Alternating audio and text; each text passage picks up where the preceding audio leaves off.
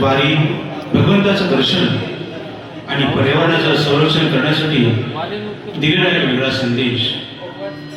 आणि वारीमध्ये आपला अभिमान विसरून, आपलं शिक्षण विसरून, आपली संपत्ती विसरून, आपलं सगळं विसरून फक्त ईश्वराच्या दर्शनासाठी, तल्लीन होण्यासाठी वारीमध्ये सहभाग दर्शवून तन मन धनाने जेवढं वारीमध्ये करता येईल तेवढं करून वारकरी सहभागी होतात।